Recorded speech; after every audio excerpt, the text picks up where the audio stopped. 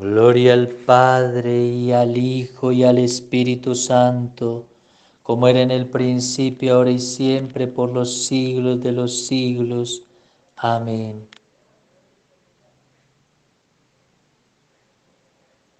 Amada familia, el Señor esté con ustedes. Les anuncio la buena noticia de nuestro Señor Jesucristo, según San Marcos. Gloria a ti, Señor. En aquel tiempo entró Jesús otra vez en la sinagoga, y había allí un hombre con parálisis en un brazo. Estaban al acecho para ver si curaba en sábado y acusarlo. Jesús le dijo al que tenía la parálisis: levántate y ponte ahí en medio. Y a ellos les preguntó: ¿qué está permitido en sábado? ¿Hacer lo bueno o lo malo? ¿Salvarle la vida a un hombre o dejarlo morir? Se quedaron callados. Echando en torno una mirada de ira y dolido de su obstinación, le dijo al hombre: extiende el brazo. Y lo extendió, y quedó restablecido. En cuanto salieron de la sinagoga, los fariseos se pusieron a planear con los herodianos el modo de acabar con él. Palabra del Señor. Gloria a ti, Señor Jesús.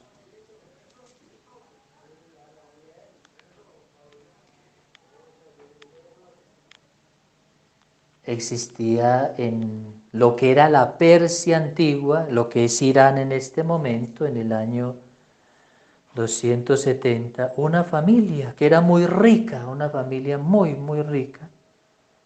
El esposo, la esposa y 2 hijos, y ellos se convirtieron al cristianismo y distribuyeron toda su riqueza, todas sus posesiones a los pobres, para amar a Dios por encima de todas las cosas, decían ellos. A Dios lo tenemos por encima de todas las cosas, porque es el Señor de nuestra vida. Y esta familia decidió irse para Roma a venerar las tumbas de los santos mártires. En ese tiempo el emperador Claudio estaba persiguiendo a los cristianos. Y Claudio había ordenado a sus legiones, a sus soldados, que juntaran a los cristianos romanos en el anfiteatro, en donde los mataban y los incineraban y los ponían ante las fieras, y cantidad de vejaciones y cantidad de torturas para burlarse de los cristianos y matarlos. Estas familias, cuando fueron y vieron también todos esos espectáculos en el anfiteatro, recogieron las cenizas de los mártires y las enterraron juntas. Pero se dieron cuenta aquellos soldados y los llevaron ante el gobernador, que se llamaba Marciano. Los capturaron, los torturaron hasta matarlos. A los 3 hombres de esta familia los decapitaron, y a la esposa y madre de esta familia la ahogaron hasta matarla. Esta es la historia de los santos Mario, Marta, Abacum y Audifax, una familia santa, una familia que dio su vida hasta la muerte por el Señor. Cuando uno está convencido de algo, cuando uno está convencido de la verdad, cuando uno está convencido de Dios, uno vive de acuerdo a lo que Dios dice, a lo que Dios manda, a lo que Dios desea, porque el amor lleva a la convicción.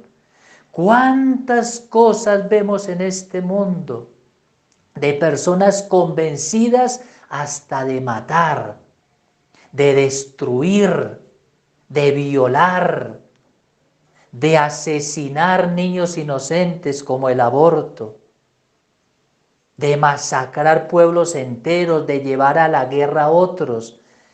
¿Cuántas personas hasta convencidas de pactar con el demonio, de estar en sectas satánicas, de estar en sectas destructoras, de estar de sectas detrás de destruir la iglesia, de acabar con la iglesia? ¿Cuántas personas aún convencidas de pactar con los demonios para hacer brujerías, magias, hechicerías, destruir la vida, de pactar con el diablo para hacer brujo, bruja, chamán, etcétera? ¿Cuántas personas metidas en el esoterismo, en la nueva era, en prácticas inmundas con demonios, en invocaciones de ángeles malignos, haciéndose pasar por buenos? Y miles de cosas estas, y están convencidos de lo que hacen. Y lo hacen sabiendo lo que están viviendo y sabiendo lo que está pasando. ¿Cuántos están convencidos de colores políticos? ¿Cuántos están convencidos de sus pecados y de sus maldades y los siguen haciendo y cometiendo con convicción, diciendo que así es su vida y que ellos defienden hasta la muerte eso? Pues un cristiano debería estar convencido de su fe, convencido de su iglesia, convencido de el poderoso Señor que le sostiene la vida.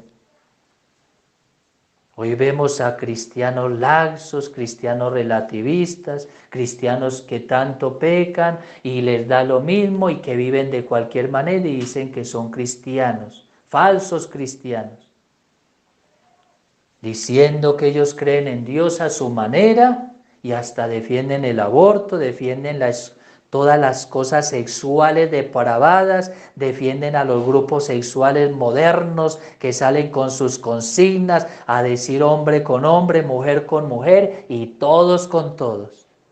Y dicen que son cristianos. Hay grupos en la iglesia, en el mundo, que dicen que son las lesbianas católicas, los homosexuales católicos. Reclamamos nuestros derechos en la iglesia. Por ponerles un ejemplo,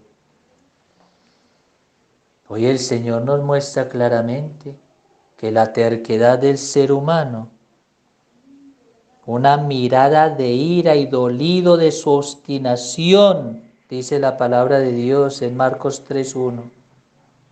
La obstinación y la soberbia del ser humano no le llevan a reconocer a Dios y a seguir esclavo de sus pecados y maldades. Este ejemplo de esta familia es un ejemplo claro de que cuando uno pone a Dios por encima de todo, está convencido. El Señor, cuando vino a este mundo, estaba convencido de su misión, la vivió hasta la muerte. Cuando uno está convencido de Dios y de la verdad, hay que ir hasta la muerte, hay que ir hasta la cruz. Hay que ir hasta el martirio cuando uno está convencido de Dios. Lo demás, esos cristianos falsos que tanto dicen y aceptan hasta el pecado y aceptan hasta la maldad como algo común y corriente, acudiendo a una falsa misericordia, que porque Dios es misericordioso y bondadoso y acoge a todos y no discrimina a nadie. Y que Dios no está mirando el pecado de nadie, sino al corazón del ser humano porque lo ama. Cuando dicen eso, están cometiendo un pecado mortal grave, porque Dios mira al hombre y lo ama, pero rechaza el pecado, rechaza la soberbia del pecado, rechaza la maldad del pecado, rechaza la concupiscencia del pecado, rechaza el poder del pecado, porque el demonio jamás será amado por Dios. Entonces cuando se habla de tanto amor y misericordia y que todos somos hermanos y que los hermanos y Dios nos acoge a todos de cualquier religión, de cualquier credo, crean en el Dios que quieran, Dios nos ama, y Dios así nos acogerá en el reino de los cielos, eso es mentira.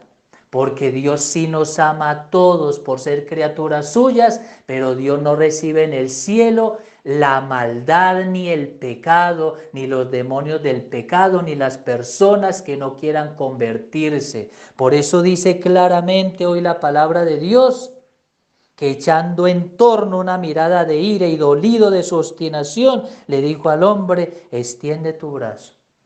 La misericordia del Señor es grande para quien se acoge a ella, para quien se arrepiente de corazón, para quien busca a Dios de corazón y se convence que Dios debe ser el principio y el fundamento de su vida. La misericordia de Dios quiere decir que el que se postra ante Dios, el que le pida a Dios sanación y liberación, el que le pida a Dios perdón, y le pide piedad de sus pecados y empieza una vida nueva a luchar contra esos pecados, recibe el amor misericordioso de Dios. La misericordia jamás quiere decir alcahuetear el pecado, soportar el pecado y estar de acuerdo con el pecado, porque Dios nos acoge a todos como somos y Dios no nos discrimina a nadie. No, Dios nos acoge a todos, nos ama a todos, pero Dios nos juzga a todos y nos dice a todos: esto no se hace, esto tienes que cambiarlo, este pecado tienes que sacarlo de tu vida. Yo te amo, pero levántate y no peques más. Levántate y no caigas más en ese pecado. Levántate y saca ese pecado de tu vida. Yo te perdono si tú quieres, pero no puedes seguir con ese pecado que te va a llevar al infierno, que te va a llevar a la destrucción. En la palabra de Dios nunca dice que el Señor le dijo a Judas: no te preocupes, yo sé que tú eres un ladrón y me vas a traicionar, pero te abro el reino de los cielos porque soy misericordioso. El Señor dice claramente: el hijo de la perdición, capítulo 17 del Evangelio de San Juan. O sea, el amor de Dios es muy grande, pero el amor de Dios no es tonto ni estúpido, ni el amor de Dios es una alcahueta del pecado de nadie. Dios nos espera con los brazos abiertos para que quitemos nuestras obstinaciones y nuestras terquedades, orgullos y soberbias, y para decirnos: te amo, ¿quieres mi perdón? ¿Quieres que te sane de tu parálisis?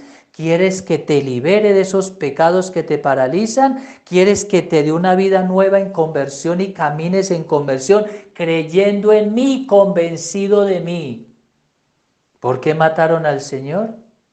¿Por qué lo mataron?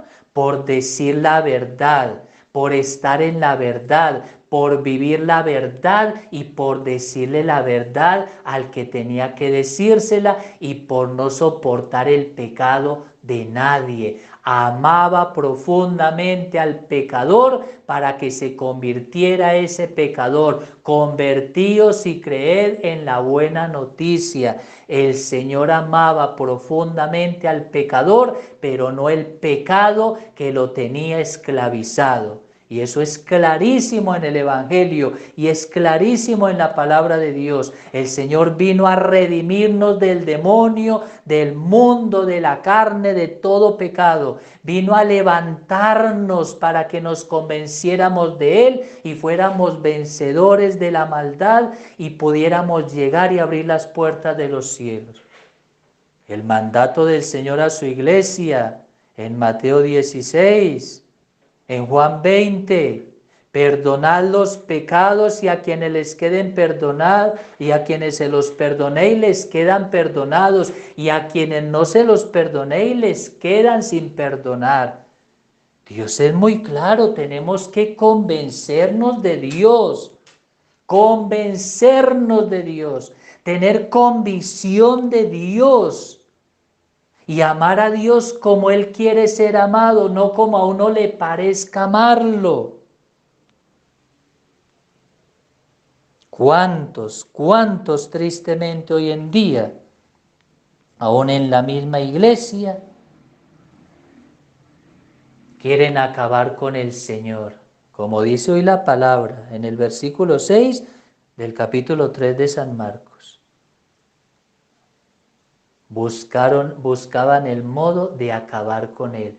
¿Cuántos no quieren acabar, aún en la misma iglesia, con la sana doctrina, con la verdadera moral de la iglesia, con la verdadera dogmática de la iglesia, con las verdades infalibles de la iglesia, que es la misma palabra de Dios, con lo que nos dejaron nuestros apóstoles, con lo que dejaron nuestros primeros padres en la tradición apostólica, con lo que existe desde el magisterio de siempre, la tradición de la Santa Iglesia?